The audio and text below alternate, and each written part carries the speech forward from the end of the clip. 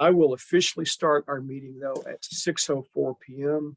Thank you all for attending. This is just supposed to be like a level setting. Where are we? Where do we want to go? It's not going to be a full-blown planning presentation or our work session, but just to go through where we were when we last met, and then pick up primarily on the CEC actions that Gina has so kindly been sending to us, which I greatly appreciate. So I'm going to go ahead and start with the Pledge Element 5 actions. You got those in the email. So I've added a few notes on my side. The government solid waste audit, we're just not going to do that. I'm removing that temporarily. All of these we can come back later if we decide to do them, but right now it's just not practical for our village. The recycling bins in government buildings, I've contacted Jody. I'm going to write a really brief policy. We already have recycling bins within the offices and the common areas, but it's a matter of the policy of just reminding people to use them and how they're emptied, collected, and given to the recycling center to go out to the recycling center for their collection day. So I'll put all of that together. Ronnie, do you know if John Courtney has a recycling collection dumpster out in the back? We have a dumpster. I thought that they had a dumpster out there for cardboard and mixed paper and stuff like that. So the recyclables can all go in there. I think Casella is probably picking that stuff up rather than us delivering it down to the drop off. No, we don't do that. What we do, our cleaning services that come into the offices collect all of the recyclable waste and take it out to that dumpster. Okay. And then John, if they have anything, I think that they probably collect it in small receptacles or something, and then take it out at occasionally and put it in the dumpster too. I mean, we don't generate an awful lot. Mostly it's office paper and incidental containers. Right. It's for the most part. And then what John, stuff from the machine shop, not machine shop, but from the garage, a lot of that stuff is not recyclable. Super contaminated. It can't be recycled in any way. No, you can't. No, I know we don't have much. The thing that I do want to impress upon people is that we can set an example for everyone else too. Right. We're small, but we recycle. Each individual should recycle, each family, each small business, whatever. So it's basically just to set an example for the community. And we are doing that. We've had recycling bins in the buildings since the new building opened. Before that, I have no idea. I never visited the buildings except to pay. Well, the old office Jody always had a bin for paper. Okay. And we would throw stuff in it after meetings. Okay, good. Yeah. Okay, so so that's in work. Organic waste program. There is very little organic waste within the village. I'm not sure about writing a policy. I will talk with the staff to see. I know that they sometimes eat lunch in, but John and his crew a lot of times will eat on the road. So we might write a policy, we might not. I just don't, not very much to collect. And I haven't seen anything like a composting receptacle or anything within the offices for organic waste. I think it would be really difficult to manage because it would always fall to someone like Jody to make sure it gets emptied. And the thing is that we are a drop-off site for the county on Saturday mornings. Yeah, right. But nobody's in the office on Saturdays to carry stuff out there. No. So it's probably, the amount is probably so small that it just almost doesn't register. Yeah, I think so in this case.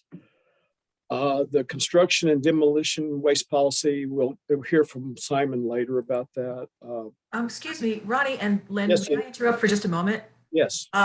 So these policies that are not practical at the moment, you have the opportunity to maybe now set a policy for the future so that when somebody else is in your position, or it might be triggered by a certain volume or a certain amount of employees. Right. Something that could, so they would be in place when something like that happens in the future. That's a good point. It's just a way out. Yeah, I could write it saying that, there's very little organic waste generated this time, but at some point, if we decide we want to start collecting it, we will collect it and be sure that it is contributed to the recycling center's organic waste program. So we could do something like that. It's just not how, because we don't know at that point what might change, but just make sure that we do it if we can. In general, organics are really bad in solid waste systems anyway, because that's where a huge amount of methane comes from. Right. Food waste is, nationally, food waste is enormous and shocking. I agree. Up to 20% of municipal solid waste can be organics, and that's really it, but it's systemic. It isn't just you and I throwing half a sandwich in there. It's, it's agriculture, agribusinesses throwing stuff away by the tractor trailer loads. It's a lot of things all along the whole supply chain. Restaurants, everything. And there's a new law in place as of January 1 that large generators of food have to go through donations programs or figure ways to reduce the amount of waste, organics that they're throwing away. Right. And that went into effect on January 1.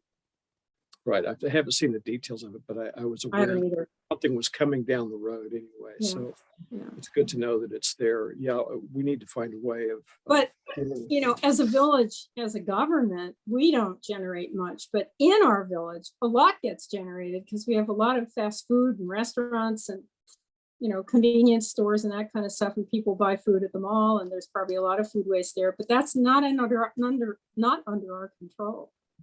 No, it's only, we can do like an educational program. For instance, there's a law now, and this is what you have to do. Be sure to follow the law. Yeah. And that will probably be the most we could do, but we certainly can't enforce anything. We don't have the staff. Well, and then we end up being at cross purposes with the department, with recycling and materials management, because it's their job in the county to educate everyone on what to do with their waste. And when we suddenly step in and start telling our private businesses what they should do with their waste, now we're kind of not, I'm not going to say we're overstepping our bounds. We're repeating what needs to be said, but I think we should coordinate. Right. Well, the educational program would be that there are things available that can help. Yeah, I mean, if they have information, it would be, we could pass it out among the businesses, but, all of a sudden we become solid waste enforcers, and that's not our job. No, it's impractical for us. Yeah. Maybe at the city level, but not at our. I don't even think they're. No, I don't either. It comes down to the haulers is where it comes down. That's where the buck gets passed, is the haulers, and the haulers aren't supposed to be picking this stuff up. But no, they don't separate it in any way. It's a tough issue. The recycling program for public places and events. Right now, we just don't have the staff to monitor those, but it's, again, as Gina said, maybe we can write something that at some point, if we do have public events that are held within the village, that there should be recycling containers there, and people should negotiate with someone to make sure that the recycling bins are emptied or collected and taken to the recycling center, either by individuals or the recycling center itself. So I can probably put something together very similar. So I'll try to follow that model, Gina, wherever we can, just to kind of set the tone. Ronnie, I think, where that would most likely happen would be either at the village campus itself or in one of our parks. Right. And I think we should have a carry in, carry out policy in our parks anyway. Right. I think it's up to us to put recycling bins in the parks. If we do, we're dead. Because we know what happens. Absolutely dead. That doesn't work. You have to be there. You have to oversee it. You have to tell people what to put in it and what not to put in it. Yeah, I mean, it never works. You can't leave it to chance. It doesn't work, believe me. If it's a receptacle, all trash goes into any receptacle. Yeah. I just want to make a comment that when I lived in Illinois, for quite a while, I'd go camping a lot in Indiana. And the difference between before they had carry in, carry out law and after was amazing. I mean, they were infested with raccoons everywhere, and it was Oh, just yeah. terrible. And Carry bears. carry out.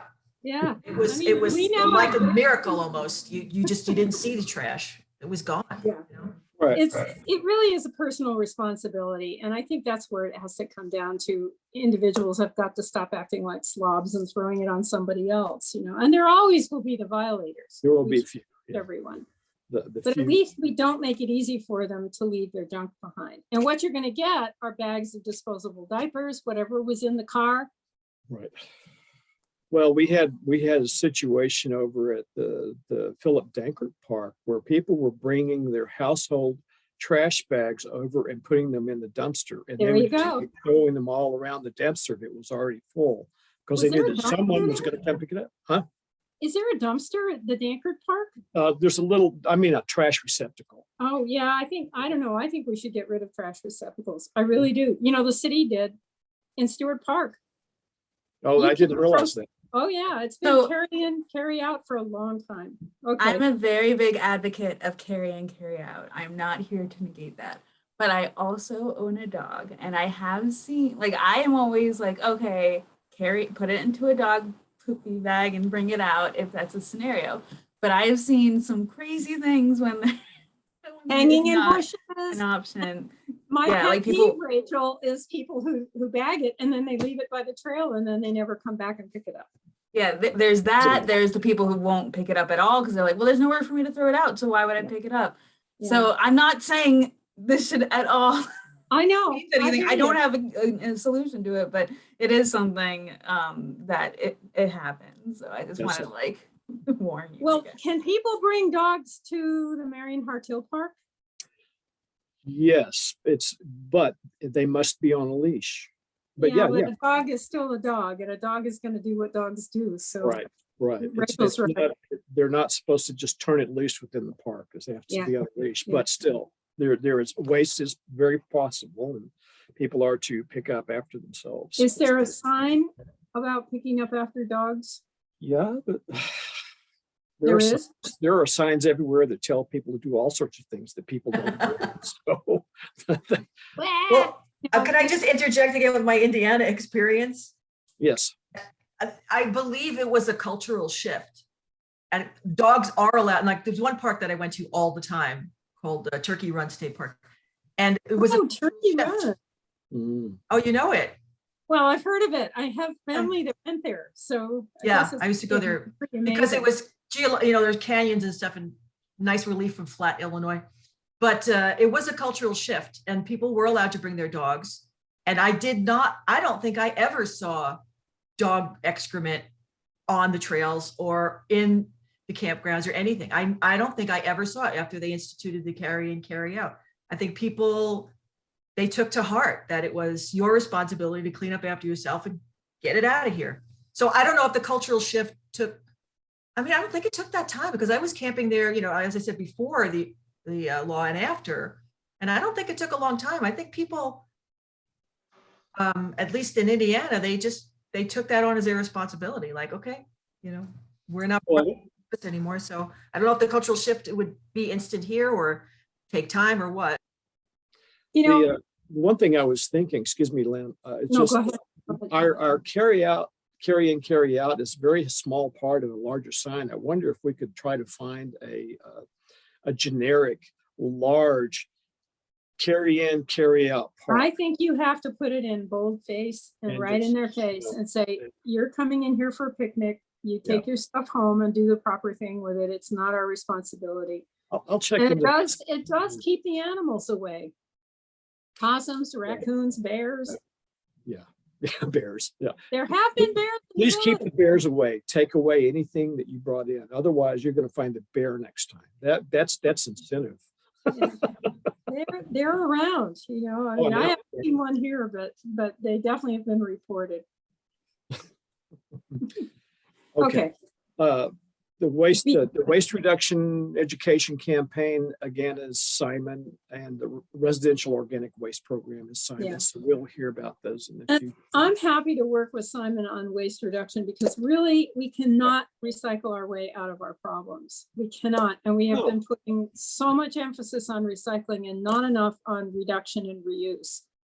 And Great. That's really where the money is now, is cutting it off at the pass. Head it off before it becomes a handling problem, a disposal problem, a transportation problem. You know, learn to figure out ways to make things last, how to use stuff over again. Right. Take containers are a big one. And there's so many reusable takeout containers out there now that people just aren't, it's not part of our culture yet, Gina. I don't know what we do to change that. Europeans kind of get it, but you know, you bring your own little boxes and whatnot, and you take your stuff from the restaurant and put it in that. No more styrofoam. I mean, the state's trying to help by banning certain materials, but it's very slow. Right. Well, And there are health department regulations as well. Sorry. Go ahead, Yes. go ahead, Gina. Go ahead. I was just going to say this probably about bringing your own containers. This health department regulations probably about that. I think you can, as long as you're putting stuff from the table into your own container and you're taking it out of the restaurant. You're not going into the kitchen with it or anything like that. It's after you've eaten what you can and the leftovers go in your little bento box or whatever it is. I don't think that there's a prohibition on that. I've done it a long time. And so I have friends who do it too. And nobody's ever said anything about that. Yeah, that's a good point. But you know, that just because nobody's ever said anything doesn't mean that there might not be something out there. But Start a trend. these things are always often at cross purposes. They are. You know, I reading history, one of the most, to me, the most illustrative examples of reuse is the fact that when Rome fell, people from around that area started tearing apart the public buildings and using all the pieces of the buildings for building other residences. You know, I mean, you go into a That's small great. shop now, and there's a piece of, you know, what was part of the fora that's inside the back wall. It's like, Isn't that amazing? this is from 300 BC. And Well, to bring that up to a very modern scenario, last week I was part of a team of many volunteers, including the new mayor, working in College Town, salvaging oak flooring out of these turn of the century houses that John Novar is demolishing in order to build his Catherine Place or whatever it is. And it's astounding what, I mean, chestnut trim, chestnut paneling, chestnut woodwork. This stuff is old growth wood. And we pulled out, I can't tell you how many truckloads of oak flooring that are going to be down at our staging area now is the old DOT site down by the farmer's market. We are renting it and we're going to be denailing all this stuff. So it's a little bit like the Roman Forum. That wood has been in those houses since the turn of the century. I know. The last century. Such nice wood. Yeah, it's 120 years old and most likely old growth oak, old growth chestnut. So that's all we could get, you know, radiators and decent oak, solid oak doors, stuff like that. We were racing the clock to get those things out of the house. Yeah. And so that's, you know, that's also something we might want to think about. I don't think, I'm not sure there's much we can do about it on a village level, but when someone is demolishing a building in the village in order to build something new, it's a thing to think about. It's complicated. Oh my God, we could spend another hour talking about this, but anyway, it's a thought. But I like the stones from the forum going into people's private houses. Well, a lot of those buildings made it into St. Peter's. Oh, really? In the Basilica? Huh. Yeah. I didn't know that. They just, I think it was possibly parts of, was it Nero's golden house that he built that they tore down and moved, and I can't remember exactly, but I remember that there was a big statue of, I think Nero, that they that was gold and that they destroyed, and it was like 3 different statues over to its life or something. He was the Roman era right. Andrew Jackson, I guess. Robert E. Lee. That statue was originally of him, but it was changed into a sun god, which was Colosio, it was right outside the Colosseum. That's where the Colosseum got its name, was from that statue. So Oh we my could, God. we Yeah, could we talk could. about this We could. forever. All You right. know, I'm But sorry. it's I materials. extremely reuse. digress. But as long as we're still on the waste issue, this is materials reuse, and Right. it's gaining a lot of, it's gaining cachet. I would like to see some of our colleges, community colleges, start courses on how to deconstruct. Make Well, that an industry. And we've got some local experts. Diane Cohen is one of the people. She was basically the foreman on this project for the better part of 2 weeks. She flew a guy in from Seattle who has deconstructed 5,000 houses. wow, And he that's came amazing. and oversaw the whole process. We had Wow. a gigantic forklift that Beck equipment Roger Beck rented us, for a discount. And we had also had union scale construction guys who came up. We were paying them from the union to cut 8 by 8 foot by 18 foot panels of this house. And they took the entire house down that way, put it on flatbed truck and drove it down to. That's impressive. Yeah. I wish someone would do a documentary of something like that. Well, it was being documented. There were several people filming it. So Great. yeah, a bunch of people from the Christofferson Center at Cornell. I mean, this was a big deal, Good. a really big deal. So anyway. Yeah, if you hear of any of those videos being released, let me know. I will, but it's such a great example for communities that are looking at demolition in their midst. And what do you do with all this debris? It's not ours as a municipality. No. It's a private property, but you can get involved somehow and try to encourage through the kind of permitting that goes on. Right. And Yeah. that's where the biggest bottleneck is, because the permitting means, you can stage a roll off on the street for 24 hours, but you block traffic. So you've got to get it out of there. The easiest thing to do is to knock the house down. Yes. It takes a couple of weeks to take a house apart. Right. So anyway. Yeah. Rest my case. I'm finished up with pledge element 5. I'm going to go into pledge element 6. The first one is a comprehensive plan with sustainability. I have documented all of what needs to go to NYSERDA related to that. I spent the last couple of days going through our comprehensive plan and indicating the pages that the memorandum has to contain. So I've got all of that ready to go. I just need to kind of polish it up a little bit, then I'll be submitting that. I think we're in pretty good shape. I did find a couple of areas that we were missing, things that could be included, but we're about due for another review cycle and updates. So we'll just make a list and include those in the next edition of the comprehensive plan.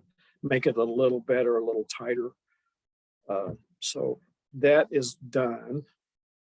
The unified solar permit, thank you for that, Gina, is in work. I forwarded your email to Mike, Scott, and Carolyn, and they are reviewing it to see. We already had an almost finished solar law that Mike was looking at how to put into our code. I asked them to review the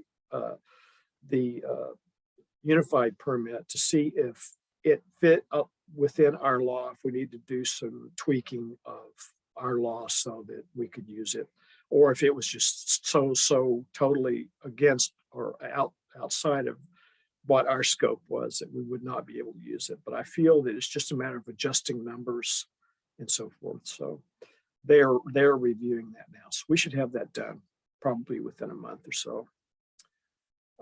Planning and infrastructure for bicycling, that's Simon.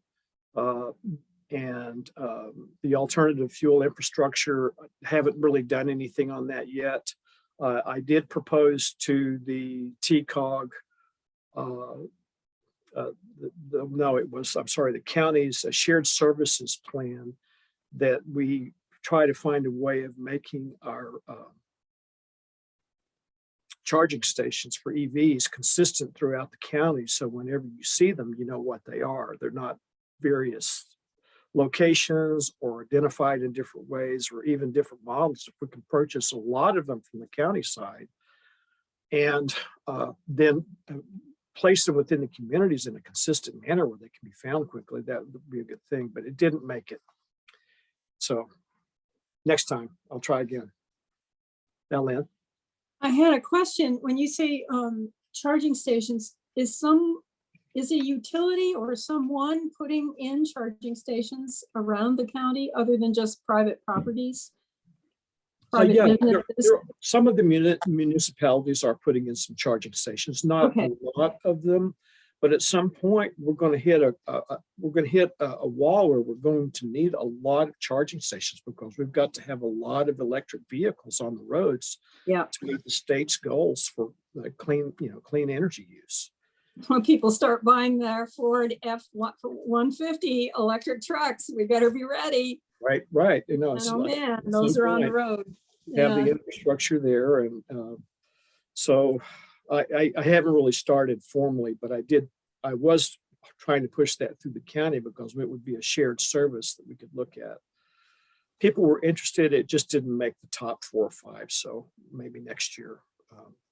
Well, keep at it. I'm sorry. Keep at it. Oh yeah, I will. I think that's an easy thing to do. I mean, basically, you just put the money together as municipalities and county and kind of pool our resources for grants to get those things, and then go out and find a bidder who's willing to install them all.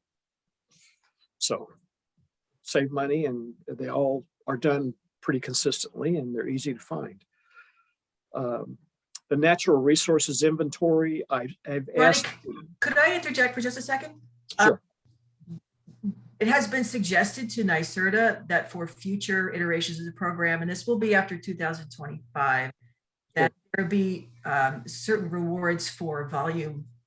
So like now we only reward one, a double charging station, but that if as you say, if we are going to, as a culture, adopt electric vehicles, that's not going to cut it, a larger infrastructure. So we're asking them to put that into the plan to reward communities for multiple EV charging stations. Good. So stay tuned for that, but that's probably not going to occur within this iteration of the program. It'll probably be after 25. That's fine. And that's something to keep in the back of my mind whenever we start trying to push it from the county level. Well, they're going to looking like a regular gas station with several pumps, several charging stations. It's right. Same kind of thing. Yeah, the thing I was looking at from the county, from the village side, was putting a charging station at each of our parks, putting one at our village campus. We're going to need some for our future fleet vehicles through the DPW once we get pickup size or medium sized trucks as electric vehicles. I don't know what to do about the larger trucks. I think that technology is still a ways off, but that's what I was looking at. Is our common spaces that we own as a village, we can have charging stations at parks and so forth, where people can come in and charge their car while they're out with their kids, or taking a trail walk and then come back to the same park and their car's charged. So, but anyway. Natural resources inventory. I've asked for support from the Greenway Committee. That was just before the holidays and then dropped the ball. So I think that we will be looking at that more formally through this year. And I'll have to potentially include a new budget item for that inventory because I think it's fairly expensive. So that discussion will be happening between February and mid to end of March for our budget cycle. We have at our disposal the county's natural areas, unique natural areas, the UNAs, and that's one component of a natural resources inventory that's already been done. It probably needs updating again. I was on the EMC when we did the first update after 10 years, I think. And that was quite a long time ago. So they probably need to update again, but we have quite a few UNAs in the village. All of the lake bluffs along the lake, the Twin Glens area, and a little bit up, what do you call it? It goes up Burdick Hill Road. There's a little bit of that drainage way. There's a funny little cemetery in there, but that little creek, it crosses the road by Bolton Point, by their land. Right. And it becomes a gorge and becomes quite a waterfall, a big drop off. And that's all an extension of one of the UNAs. Okay. I'm living in a UNA along these bluffs here with the old railroad bed. Those inventories included plant and animal surveys, but those were done quite a long time ago. A lot of that stuff has disappeared. It's just gone. You know, climate's changing, things are disappearing, invasives are coming in, we're losing ground. So I don't know, and we're losing our hemlocks, you know, we're losing a lot of things. So we really might want to bring someone in whose job it is, you know, whose line of work it is to inventory what we've got. Yeah, it might also be worthwhile to see if the county is thinking along the same lines of doing an updated. They UNA. probably are, but you know, it's a matter of contracting with someone. I mean, before they contracted with Cornell Plantations with Bob Wesley and Nancy Ostman. Okay. But I don't think there's anybody in the county who knows more about native plant distribution than Bob Wesley. I don't know if he's retired. I don't even know what he's doing these days, but he is the go-to person if you have a question about a plant. He's really Okay. brilliant. But I don't know if he's going to be doing work for the county. It would be worth finding out what planning is thinking of doing. Right. I've got a direct line into the county now, so I will. Yeah, ask funny the about person that. to see if she can find some info, just to contact, you know, someone to talk to about it. Katie, you know, Katie or Megan. Yeah, Katie Bogella, yes. Or Katie or Megan. Megan McDonald, either one. Right. Yeah. I did want to mention that, like, as your climate smart communities coordinator, I can of course help you with a natural resource inventory. I help a lot of communities, and I'm working on one right now for Newfield. So it's Great. definitely a possibility. But if you were hoping to get one like very quickly in a very timely manner, you know, in all honesty, I do have quite a few projects going on. But you know, with me, you don't have to worry about setting a budget or anything. I'm doing this for you. So it's this is great, Rachel. Yeah. Are you boots on the ground looking at plans? Yeah, and you know, Good. a lot, like you said, for natural resource inventories, a lot of it doesn't necessarily need to be reinventing the wheel, because there has been really great resource inventories already done for, like, as you said, the county, but also a few of your neighboring towns. And while there are obviously those unique areas that need to be pointed out that are specific to the village of Lansing, a lot of the sections on like current climate and things like that, you know, we had a lot of that information in your climate action plan as well. So it's not, some of it should be easy. The making of the GIS maps and everything, I can definitely help you with. So yeah, just keep that in mind. Let me know, and we can talk more serious about a timeline, like at a future date, if that's something that interests you. Let's We just. also, I was just going to say, Rachel, we also probably have people in the village, and I would be willing to help too, who can volunteer to do. Yeah, that also will definitely help speed up the expected timeline and everything. And also it's very helpful because there's always like a unique flair to each natural resource inventory that like really makes it hone in for the place. And if it's like you want a specific inventory on like the native plants added in, or something specific that makes the village of Lansing special and your natural resources, it's great to add that in there, and often that comes from local knowledge. So Yeah. Very much appreciated. And it made me remember that there's another aspect to our natural resources, and that is our view sheds. And we had Trowbridge and Wolf do a survey for us of some of the best view sheds in the village. And there's a report in there somewhere in the village archives, and I'm sure Jody would know where to find that. But planning board has used that, you know, in the past. And that was one of the things, for instance, that governed how Tikhon V'or cited their synagogue, their temple there, and kept the roof line low. because Okay. they didn't want to block that view from Tripemmer Road. So that's an example of where having the viewshed study and having them actually marked out on maps helped us in our planning process. Yeah, and So- there's some other communities. I don't know if this is something that interests you, but they're putting into solar on agricultural land law, and communities are using their view sheds to make sure, like, I guess they don't want to look at solar arrays or something They're like hard that. to look at. I have to admit, you know, it's hard to look at a huge field going over hills and it's just covered with blue, you know, shiny stuff. But on the other hand, what's the difference between looking at that and looking at a bunch of power poles that are cluttering up the landscape? So you just have to get used to seeing things differently, I guess. But Yeah, it it's is like, hard. what would you rather be viewing, a big coal burning plant or, but then again, I mean, there's smart ways to do that. There's always smart planning and ways to do things wisely. So I'm not gonna, you know, Yeah. it's not exactly apples and oranges. No, it's not, but it's something to consider.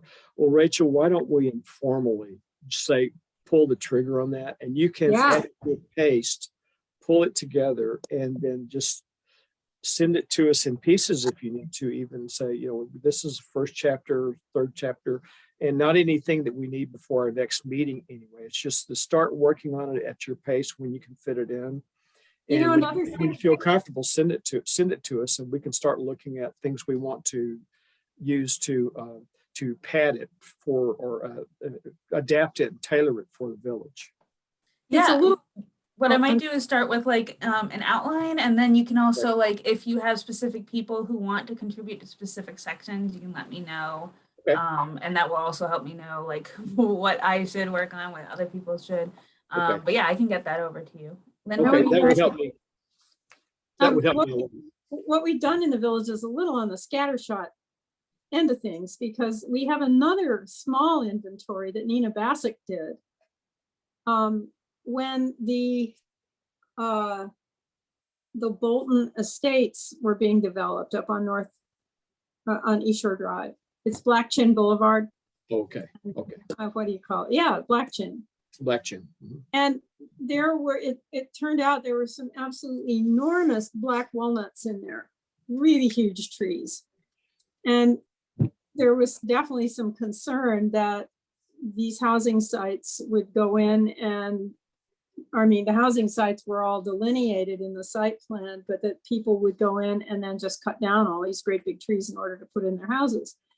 And so a bunch of us and some other people from Nina's department, and I don't know whether she went herself, but one of her students or staff went in and got GPS points on these trees.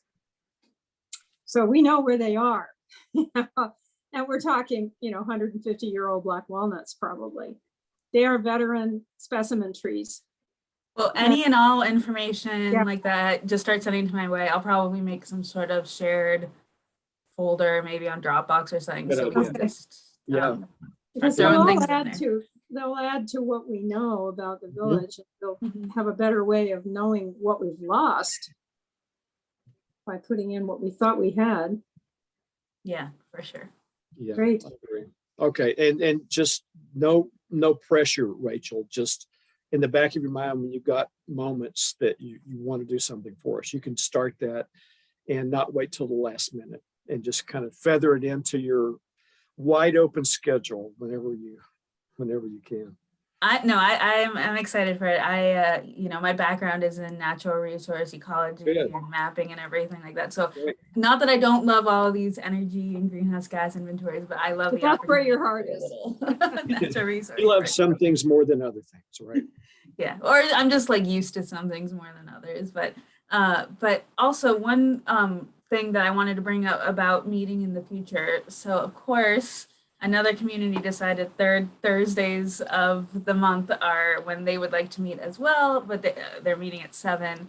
So I wanted to talk, like, I'm definitely fine for doing like the first hour and then going over, or if we want another date, or if we wanted just like a special time to talk about CSC, I'm fine with whatever. And I also know Simon's not here, so if you want to take some time to email amongst yourselves and decide, I'm here for whatever. Unfortunately, I didn't have any like the decision making for that other group before I was told. I was just told when they're meeting, and they're just starting and they're a much larger group. So I think it's going to be a little bit more difficult if I was to try to get all of them to settle on a new date to meet. Sure. So yeah, so just let me know whatever works best for you guys. Okay. I will make work. Well, I've got your email and I will forward that on to everyone and say, look, we need to do a doodle poll. Let's figure out if there's a better time where Rachel could join us. And My Gina, preference is to keep this meeting and then we just get really efficient for an hour. And then Rachel can go to the next Zoom. That's true too. That's true too. I like short meetings. I do too. And I have this so one many can other be a little evening long. meetings. Yeah, and the other thing is like you could talk to me about CSC and then move if you were more focused on clean energy and talk to Gina.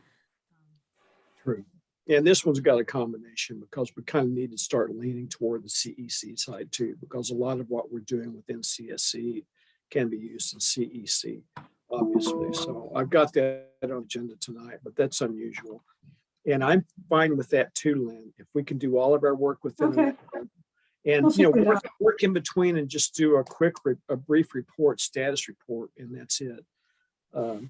Not drift off into Roman ruins and et cetera, et cetera. I know. And we can also have more like action specific if there is like more things to talk about. We'll have a single meeting to talk about that. I think that would really, it's potentially this NRI or other things like that. I'm totally fine with doing one-off meetings. Okay. Absolutely. All right. Well, we'll work it out when we meet. How much longer will we have Simon? Simon is not running for office, so we will have him until the first Monday in May. So, and he might end a little bit before that. I don't know. It just depends on how everything else goes with. They're preparing a property in Groton right now, and he might start getting wrapped up in that. But I suspect that he will complete his term through April. Okay. But it's possible that his workload with getting the new place ready will consume a lot of his personal time. So we'll see. And at that point, we will transition. I will work on getting someone else on our task force to help us with this. I don't like a big task force, but I don't like one that's too small either. It's better to have more perspectives and a few more hands to do the work. So, and quite frankly, if we get smaller, we will have to do less. We will just take more time, but we'll proceed. We'll go forward as fast as we can, as best we can, not fast. So whatever it is. So Lynn, if you know of anyone, if you speak with anyone on any of the boards, BZA, for instance, who might be interested in helping with this, our workload is as flexible as we can be. We don't field marshal people into a deadline that's 2 weeks away or anything. I try to. Yeah. I'll try and think about it. I mean, there's going to be a lot of reshuffling with Simon leaving, and Pat Gillespie is thinking of moving to the planning board, he's been on BZA for 18 years. The poor guy deserves a break. Something different. That's purgatory. But that means we'll have to find a new member of the BZA, and maybe that would be somebody who would be interested in helping out. I don't know. We'll see. There's going to be some turnover. Just keep your ears and eyes open. I will. Ask around. Okay, I'm going to move into CEC very quickly, just to kind of give you an idea. Obviously, we've talked about this in the past. A lot of our CSC actions can be used to also meet CEC actions, high actions. I think high implementation actions. Is that correct? High impact. And it was HI something. So Gina's been sending us information. That she sent us the point estimator. I was going to share that tonight, but I'll do that offline and let people look at it. I think that's probably what she used to help choose which ones we should shoot for. But we can always negotiate that and choose more or different. But I think her recommendations were spot on based upon our prior discussions before Gina came on board. The LED street light conversion, I will work with John Courtney to help fill that spreadsheet out. So we've got a more formal record. We've kind of got email traffic that says what we've done, but I can sit down with him and even by Zoom and get that done. So I will start working on that soon. The Energy Star Portfolio Manager, which is part of the benchmarking high impact action, we've already started. We've got 2 years in place. The thing that I believe is missing right now is the public reporting of the data. And I will start working on a public report for our village website and point people to it and make it available. And that will be updated as regularly as our data is updated. And right now, I'm only doing that annually. But if people get really interested and they want me to do it every 6 months, I can do that too. I just have to get Jody to help me collect information twice a year instead of once a year. So. Energy code enforcement training. I just got an email from Mike Scott. He said that he thinks that he can attend this first session and that he's going to try to register. So he will have that under his belt soon. So thank you, Gina, for passing along that announcement. A unified solar permit, we've already talked about. That's in work too. So we're kind of on our way with all of these. We're in pretty good shape. So as we meet the goals and get all of our documentation together, Gina, I'll rely on you at least for a while to help me get everything submitted properly into the CEC system to get credit for it. So I just want absolutely. I consider that's part of my job. So okay. You're not bothering me. You're not bothering me at all.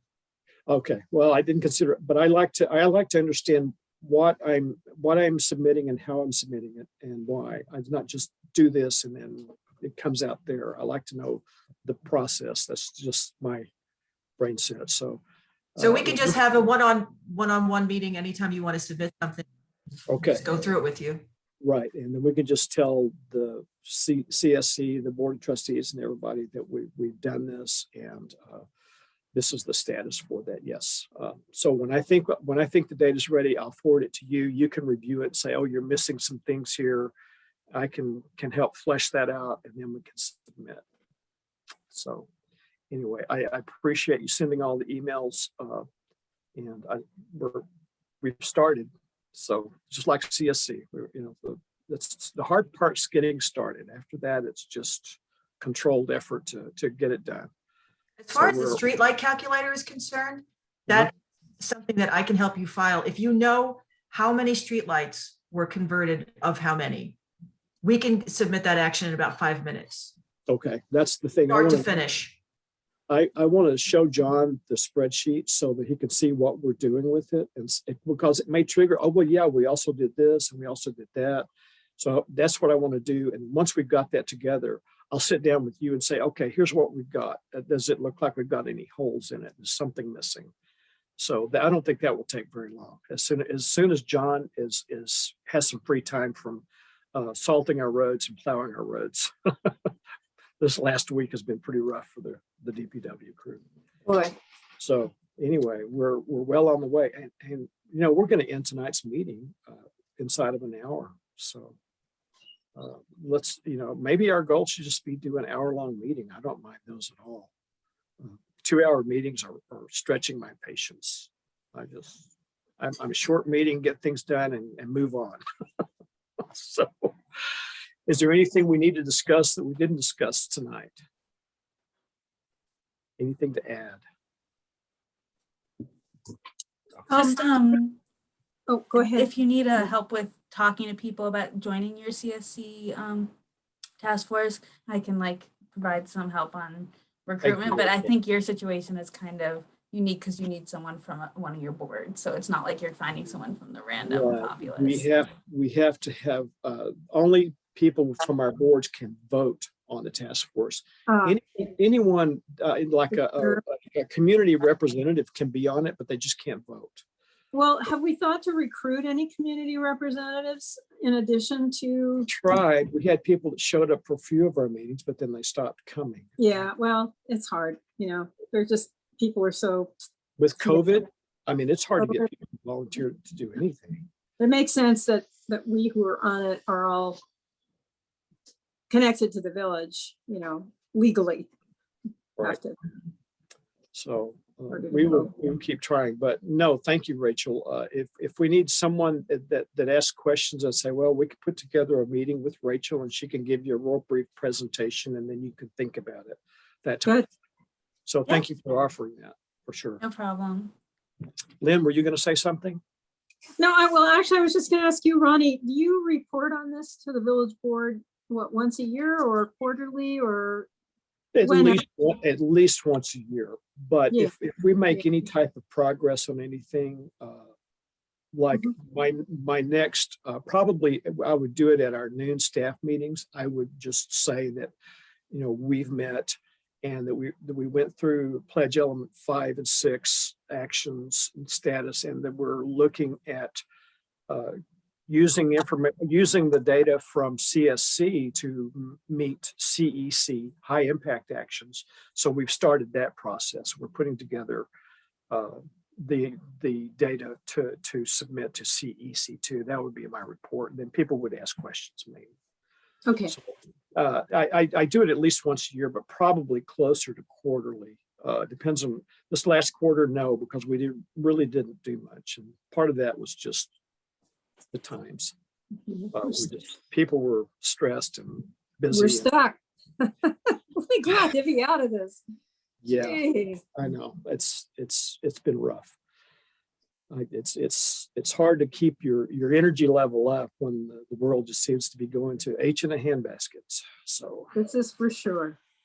anyway, so if there's nothing else, that I will say, let's adjourn this meeting. And Thank you thanks, guys so everybody. much. Have a You're great night, welcome. everybody. Thanks for having Thank us you at the meeting. both. Thank you both. It's great to see you all. It is good to see everyone. They Stay weren't. safe. I'm feeding my wood stove while we're sitting here. Put stuff in it. I don't know. It's not exactly clean, but it's my firewood from my land. So, and I'm growing trees. So, it's. I Awesome. don't know if it's net zero, but it's not the ideal heating. It's not the only heat I have. I've got a heat pump and solar and a few It's other all things. right. Yeah. I was worried when I first started this job, and I don't even have a hybrid. It's just a regular I car. don't either. I can't get up my driveway in a hybrid. They don't exist unless they come up with a high clearance 4-wheel drive hybrid that can come up my driveway. We built this house long before that was sort of an issue. So Another couple of years, I think they'll have one. either I hike in or I drive in. Have a good night, Right. everybody. All right. Good night, Oh, everyone. Ronnie, before you leave, when is our next meeting? Is that going to be February 17th? Is it the third Thursday? This is the third Thursday. So tonight is the third, I believe is the third Thursday. This is the 20th. Yeah, Yeah. this is the third Thursday. So Let me just confirm. Give me a second. I'm going to go into my February because it calendar. would be the 17th. Yes, 17th. And if so, I will not be here. Okay. All right. We'll volunteer you for all sorts of good things while you're I know gone. you will, but you go ahead and do it. I'm not going to be anywhere near you. Have a good night, Yeah, I know where everybody. you're going to be. I'll You be can't here. Zoom from there. No, I can't. Mm-mm. Okay. Good night, everyone. Good night. Thanks, Bye-bye. Ronnie. Bye. Thank you too.